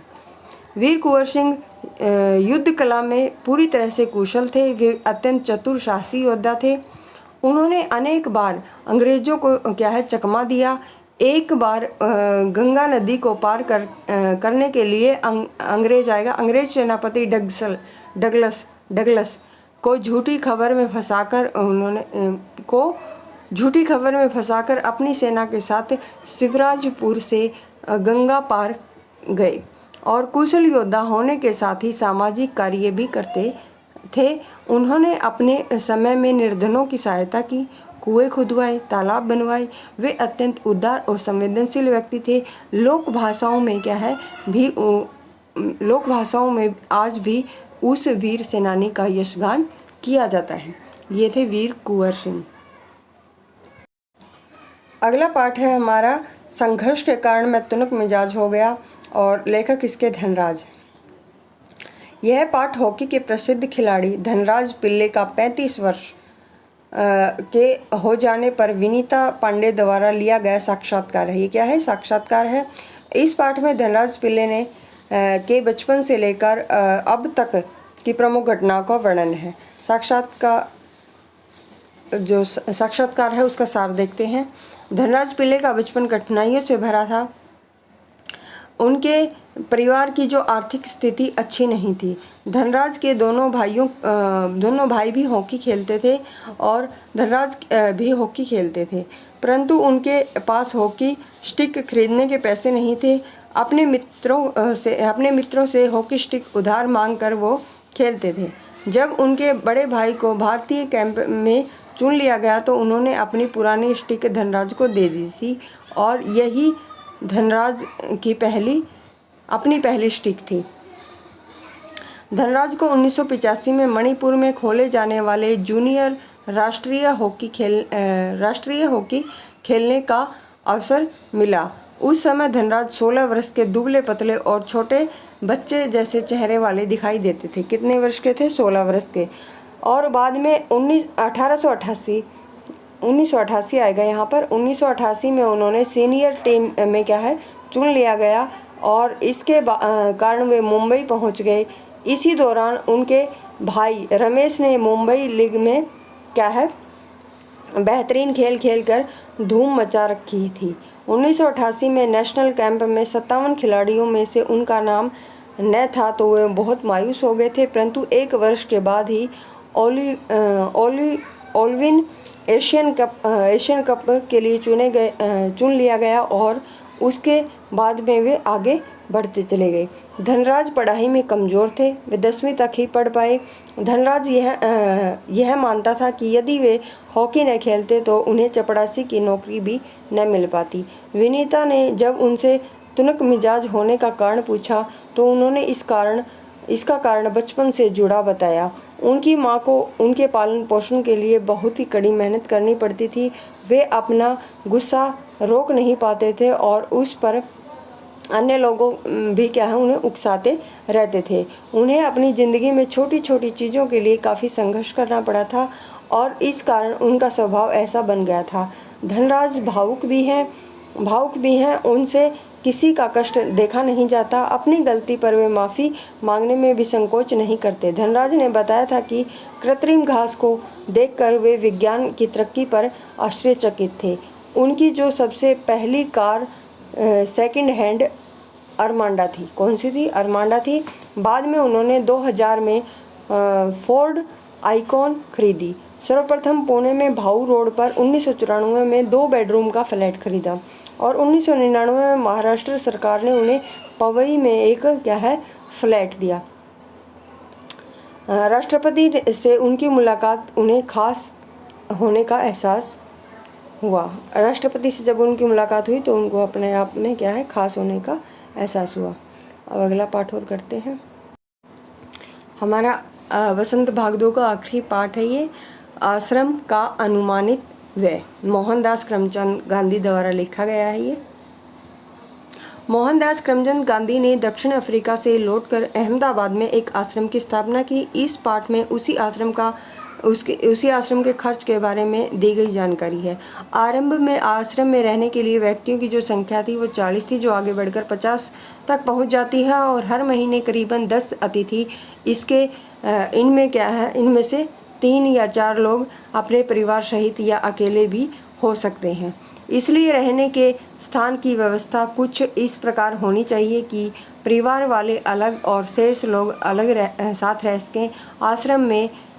आश्रम के लिए 50,000 वर्ग फुट ज़मीन की ज़रूरत होगी और आश्रम में रहने वालों को कमरे के अलावा 3 रसोई घर और 3000 पुस्तकों को रखने के लिए पुस्तकालय और अलमारियों की भी ज़रूरत होगी। खेती के लिए 5 एकड़ ज़मीन और साथ ही 30 लोगों के काम के लिए खेती, बढ़ई और मोची के औजार की भी ज़रूरत होगी। इन औजारों का खर्च 5 रुपये तथा रसोई के आवश्यक सामान का खर्च 150 रुपये, प्रति व्यक्ति 10 रुपये तय किया गया। सामान लाने व मेहमान के लिए आने जाने के लिए बैलगाड़ी और 50 व्यक्तियों का अनुमानित वार्षिक जो खर्च था वो 6,000 रुपये तय हुआ। गांधी जी चाहते थे कि अहमदाबाद को यह सब खर्च उठाना चाहिए और यदि अहमदाबाद उन्हें ज़मीन और सभी के लिए मकान दे दे तो बाकी के खर्च का कहीं और से इंतजाम कर लेंगे। उन्होंने यह भी कहा कि खर्च का अनुमान जल्दी लगाए जाने के कारण उनसे कुछ चीज़ें छूट भी गई होंगी। साथ ही स्थानीय स्थितियों की जानकारी न होने के कारण उनके अनुमान में भूलें भी हो सकती हैं। इस लेखा जोखा में उन्होंने राजमिस्त्री, लोहार और शिक्षण संबंधी खर्चों को शामिल नहीं किया गया। तो कौन कौन से खर्चे हैं? राजमिस्त्री, लोहार और क्या है, शिक्षण, ये खर्चे नहीं लिखे गए। तो ये हमारी वसंत भाग 2 है, कंप्लीट हो गई। और आज वीडियो अपलोड काफ़ी लंबी हो गई है, तो इसलिए वसंत भाग 1 और 2 की वीडियो मैं आज ही अपलोड कर दूँगी और वसंत भाग 3 की जो वीडियो है वो कल अपलोड होगी। इसलिए आप इनको देखें और अपनी एचटेट की तैयारी है वो यहाँ से करें।